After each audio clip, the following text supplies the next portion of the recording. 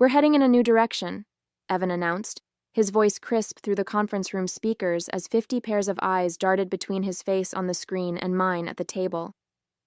"Laura will be stepping down from her role as Senior Vice President of Sales, effective immediately." I sat perfectly still, my hands folded neatly over the leather portfolio I'd carried to every major client meeting for the past 12 years. My team stared at me, confusion and alarm spreading across their faces. A few mouths hung open in stunned silence.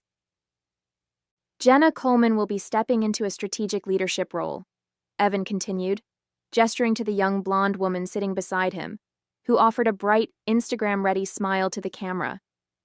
The room temperature seemed to drop 10 degrees. Jenna, the woman who'd been hanging on Evan's arm at company functions for the past month. The former lifestyle influencer with zero sales experience. The new girlfriend. "My name is Laura Pickens, and at 54 years old, I'd built the entire sales department at Trellis Systems from nothing. When I joined over a decade ago, we were a struggling tech outfit with a decent product and abysmal market penetration. I spent my nights writing scripts, creating training manuals, and cold calling prospects while my contemporaries were planning for retirement. By year 5, I turned us into a national player. By year 10, we were landing multi-million-dollar accounts, almost all through personal client relationships I'd cultivated with painstaking care." I looked around the room at my team, the people I'd hired, trained, and mentored, the backbone of a company that now generated over $25 million annually. Their faces reflected back the same thought. This made no sense. "Laura has been instrumental in building our sales infrastructure," Evan added, almost as an afterthought. "And we thank her for her service." Service. Like I was being honorably discharged after a tour of duty. I could feel the weight of silent questions pressing down on the room. Why was this happening? Why hadn't anyone been informed? Why was the CEO's girlfriend taking over the most critical revenue-generating department in the company? But I didn't flinch. I didn't argue. I didn't show a flicker of the rage burning beneath my carefully maintained composure. Instead, I smiled, gathered my reports, and stood up. "I wish you all continued success," I said clearly, making eye contact with each member of my team. "The reports for this quarter's projections are complete. The client contact information is updated. Everything is in order." I nodded once to Evan on the screen, where Jenna was already talking animatedly about fresh perspectives and digital-first approaches. Then I walked out, closing the door softly behind me. They had no idea what they'd just done. I'd seen the warning signs for months, ever since the board had brought in Evan Strickland as our new CEO. He was 38, with the kind of confidence that comes from never having truly failed. His previous startups had been acquired before they needed to show actual profits, and his reputation as a visionary preceded him. Within weeks, he was reshuffling the executive team, bringing in people from his previous ventures. The longtime chief technology officer was the first to go, replaced by someone Evan had worked with at his last company. Then went our chief financial officer. Each time the announcement was framed as moving in an exciting new direction. I'd survived the initial wave by delivering what I always had: results. Our sales numbers were better than ever, despite the turbulence at the top. I thought that would be enough. But I should have known better. In Evan's world, loyalty trumped performance. Personal relationships trumped professional competence. As I cleared out my office, methodically placing 12 years of accomplishments into cardboard boxes, my assistant Valerie hovered in the doorway, her eyes red-rimmed. "This is insane," she said quietly. "Everyone knows it." I carefully wrapped a crystal award, top sales performance North America region 3 years ago, in newspaper. "It's business," I replied evenly. "Nothing personal." "It's completely personal," Valerie argued. "She's his girlfriend. She was posting yoga poses on Instagram 2 months ago, and now she's supposed to run a $20 million sales operation." I placed the wrapped award in my box and looked up at Valerie. For 8 years, she'd been my right hand. She knew every client, every deal structure, every relationship I'd built. "What will you do?" she asked. "Take some time," I said. "Consider my options." I closed the box and sealed it with packing tape, the sound sharp in the quiet office. What about you? Valerie straightened her shoulders. I already told Human Resources I'm giving my 2 weeks' notice. I nodded, unsurprised. Loyalty ran both ways on my team. Do me a favor, I said. Before you go, make sure the contact information for Patterson Healthcare and National Building Supply gets transferred correctly. They've got renewal decisions coming up in the next 30 days. Those 2 accounts alone represented over $5 million in annual revenue. Valerie's eyes met mine, understanding dawning on her face. She nodded slowly. I'll make sure everything is accurately transferred, she said. I smiled, the first genuine one since the meeting. That's all I ask.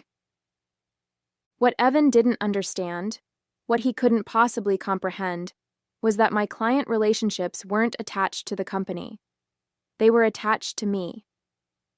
Over 12 years, I had personally cultivated trust with every major account we had, most of which were secured through one-on-one deals, favors, and late-night crisis calls. The trust wasn't with Trellis Systems, it was with Laura Pickens. 3 weeks after my unceremonious departure, I was sitting on my back deck in North Raleigh, enjoying a cup of coffee and the morning quiet, when my phone rang. The caller ID showed Harold Barnes, the purchasing director of Patterson Healthcare, our biggest client. Laura, Harold's familiar voice boomed through the speaker. I've been trying to reach you through your company email, but they said you're no longer with them? That's correct, I confirmed. I recently left Trellis Systems. Left? You practically built the place. Harold sounded genuinely shocked. What happened? New leadership, new direction, I said simply. Well, that explains a lot, he sighed. We had a call with some new person yesterday, Jenna something, and frankly, it was a disaster. She couldn't answer basic questions about our implementation timeline, and she kept referring to us as Patterson Health Systems instead of Patterson Healthcare. I winced inwardly. Patterson was notoriously particular about their brand identity. Anyway, Harold continued, our contract is up for renewal next month, and I wanted to talk to you about the pricing structure before we commit to another 2 years, but now I'm not sure we want to move forward at all. I took a careful sip of coffee. I understand your concerns, Harold.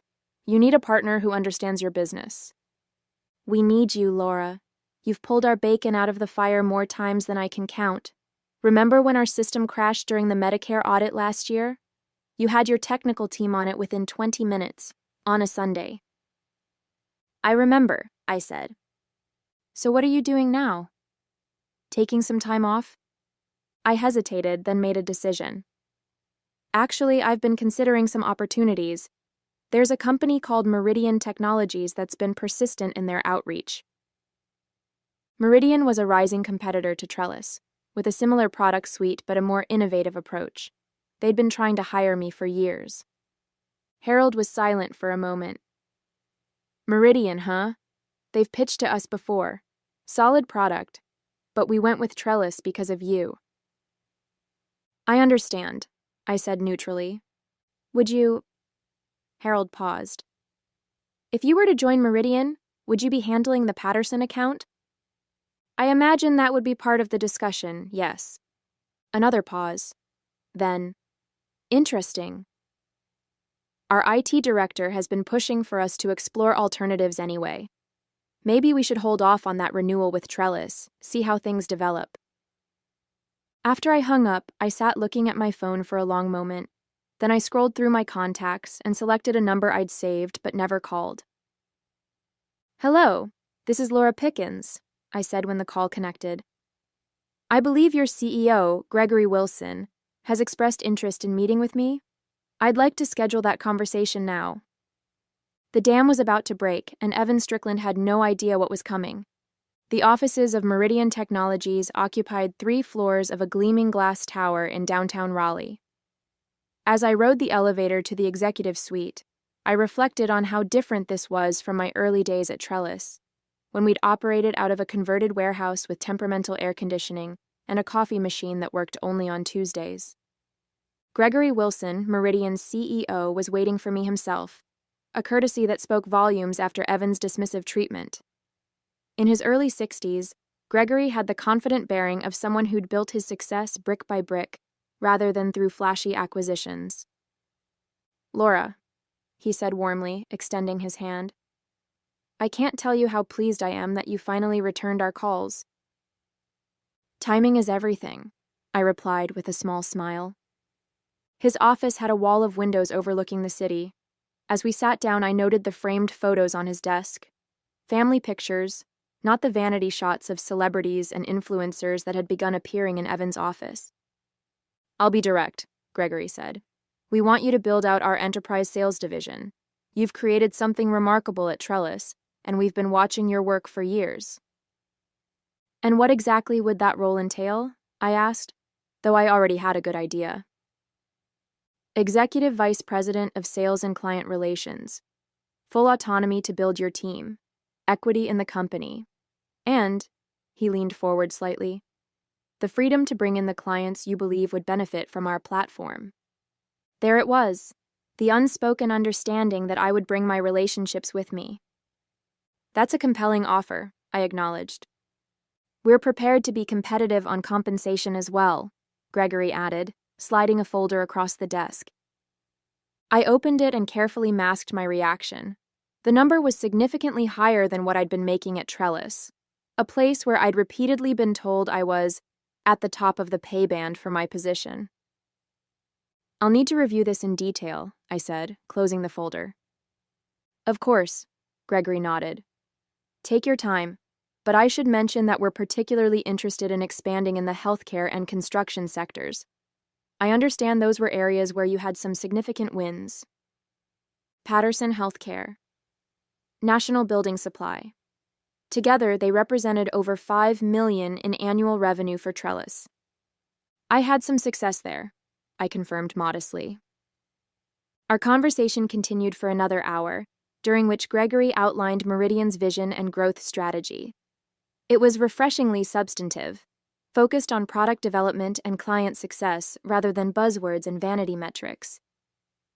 As we wrapped up, Gregory walked me to the elevator. "One last thing," he said. "We've heard through the grapevine that there might be some talent becoming available from Trellis in the coming weeks. People who worked with you." I raised an eyebrow. "The rumor mill works quickly." "It always does," he agreed. "If you were to join us, would you have any interest in rebuilding your team?" Valerie. Thomas from Enterprise Accounts. Daria from Client Success. My people, the ones who'd been with me through years of growth, who understood my methods and shared my client-first philosophy. "I might have some recommendations," I said carefully. The elevator doors opened, and Gregory shook my hand again. "We'll be in touch soon. I have a good feeling about this, Laura." As I rode down to the lobby, my phone buzzed with a text message. It was from Valerie. "National Building Supply just called. They're considering their options for the next contract cycle. Jenna tried to handle the call herself. It was a disaster." I tucked my phone away, my mind already working through the possibilities. Evan had unwittingly set a cascade in motion, one that couldn't be stopped by suddenly realizing his mistake. Within a week, I had signed my contract with Meridian. "This feels like déjà vu," Valerie said, arranging family photos on her new desk at Meridian Technologies. "Except with better lighting and a coffee machine that works every day." I leaned against the doorframe of her office. A real office, not the open-plan workspace she'd had at Trellis. "How does it feel to be Director of Client Operations?" She grinned. "Like I should have followed you years ago." In the 6 weeks since I'd joined Meridian, things had moved with the kind of purposeful efficiency that had been my hallmark at Trellis. Gregory had given me the autonomy he'd promised, and I'd quickly assembled key pieces of my former team. Valerie, Thomas, Daria. Each had received substantial promotions and increases in compensation, recognition of the value that Trellis had failed to acknowledge. My phone rang, and I excused myself to take the call in my office. It was Harold from Patterson Healthcare. "Laura, we've made our decision," he said without preamble. We're not renewing with Trellis. Their service has gone downhill since you left. And frankly, this new salesperson they assigned us seems more interested in taking selfies in our lobby than understanding our compliance requirements. I kept my voice neutral. I'm sorry to hear that. Don't be. Harold chuckled. Because we want to talk to Meridian about taking over. The deadline for our Trellis renewal is next week, and we need to have something in place. I'd be happy to connect you with our team, I said. No, Laura. We want to work with you directly. You know our systems, our challenges. We trust you. After we hung up, I sent a quick message to Gregory informing him that Patterson Healthcare, a $5 million annual account, was coming our way. His response was immediate. This is why we hired you. The same scene played out repeatedly over the next month. National Building Supply, Western Financial Group, Hartman Manufacturing. One by one, Trellis's biggest clients reached out, expressing dissatisfaction with the new regime and interest in following me to Meridian. Some were more direct than others. The CEO of Western Financial didn't mince words. Your replacement showed up to our quarterly review meeting wearing a crop top and taking notes on her phone. When our CFO asked about security protocols, she said she'd circle back and never did. By the end of the quarter, over $15 million in client contracts had either moved to Meridian or announced their intention not to renew with Trellis. It wasn't just about me. It was about the fundamental misunderstanding Evan had regarding what our clients valued. They didn't want flashy presentations and social media presence. They wanted reliability, expertise, the confidence that when problems arose, someone who understood their business would be there to solve them. I was working late one evening when Gregory stopped by my office, a bottle of champagne and 2 glasses in hand. I thought we should celebrate, he said, setting the glasses down. The Western Financial contract came through today. That puts us over $15 million in new business this quarter, all from former Trellis clients. As he poured the champagne, he added casually, "Have you heard what's happening over there?" I try not to pay attention to gossip, I replied diplomatically. Gregory smiled. Their stock is down 30%.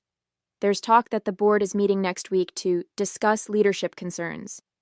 Apparently, their first quarterly earnings call after your departure was, let's call it, eventful. I accepted the glass he offered. Business is cyclical. Companies have ups and downs. True, he acknowledged. But losing 60% of your revenue in a single quarter isn't a cycle. It's a catastrophe. We clinked glasses, and I allowed myself a small smile. To new beginnings, I said. The email arrived on a Tuesday morning, its subject line bland and corporate. Trellis Systems announces executive changes. I opened it, curious despite myself. Trellis Systems today announced that Evan Strickland will be stepping down as Chief Executive Officer, effective immediately. The board has appointed Jerome Phillips, currently Chief Operating Officer, as interim CEO while a search for a permanent replacement is conducted. There was a quote from the board chair about returning to core business principles and refocusing on client relationships, but the message was clear. Evan was out. I forwarded the email to Gregory with a single question mark. His response came within minutes. Sinking ship. Too little, too late. He was right. The damage had been done. In the 3 months since I'd joined Meridian, we'd not only secured contracts with Trellis's former clients, but had begun integrating them into our systems. The switching costs were significant, meaning even if Trellis suddenly got its act together, these clients were unlikely to return. My phone buzzed with a text from Thomas. Did you see? Barkum barkum. Before I could respond, another message appeared. This one from an unknown number. Laura, it's Evan. Can we talk? I stared at the screen, surprised by his audacity. After a moment's consideration, I typed back, I'm in meetings all day. His response was immediate. Please, it's important. Against my better judgment, I agreed to a coffee at a neutral location, a small cafe halfway between our offices. He was already there when I arrived. looking noticeably different from the confident CEO who had dismissed me months earlier. His designer shirt was wrinkled, and dark circles shadowed his eyes. "Thank you for meeting me," he said as I sat down. "What can I do for you, Evan?" I kept my tone professional, neither friendly nor hostile. He sighed heavily. "I made a mistake, Laura. A massive, company-destroying mistake." "Business decisions sometimes have unintended consequences," I offered neutrally. "This wasn't a business decision," he admitted, rubbing his temples. "It was ego. Jenna convinced me that the sales department needed younger energy and modern approaches. She said clients wanted to work with people who understood digital transformation." I raised an eyebrow but said nothing. "The board fired her 2 weeks ago," he continued. "After the Patterson account left, they demanded answers. She had no idea how to handle client relationships at that level. None." "And now they've fired you too," I observed. He winced. "Technically, I resigned. But yes." He leaned forward, his voice low and urgent. "Laura, I want to make you an offer. Come back to Trellis. Name your price, your title. The board would approve anything to get the clients back." For a moment, I was speechless. The audacity was almost admirable. "Evan," I said finally, "those clients aren't coming back. They've signed multi-year contracts with Meridian. Their data has been migrated. Their teams have been trained on new systems." "But you could convince them." "I wouldn't even try," I cut him off. "They're happy where they are. We've given them everything Trellis promised, but failed to deliver." He slumped back in his chair, defeat written across his face. "The company is imploding. The board is talking about selling off assets." I felt a twinge of sadness for the company I'd helped build, for the people still there who had played no role in Evan's poor decisions. But business, as I'd learned, wasn't personal. "I wish you the best," I said, standing up, "but my future is with Meridian now." As I walked away, my phone buzzed with an email notification. It was from Gregory. "Western Financial just doubled their contract size. Board wants to fast-track your promotion to Chief Revenue Officer. Let's discuss tomorrow." I smiled. Sometimes the best revenge isn't about getting even. It's about moving forward and thriving. 6 months after joining Meridian, I stood at the podium during our company-wide meeting, addressing over 300 employees. The quarterly results displayed on the screen behind me told a story more powerful than any words could convey. Revenue, up 64% year over year.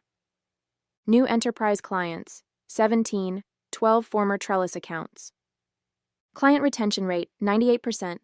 Stock price, increased 42% since last quarter.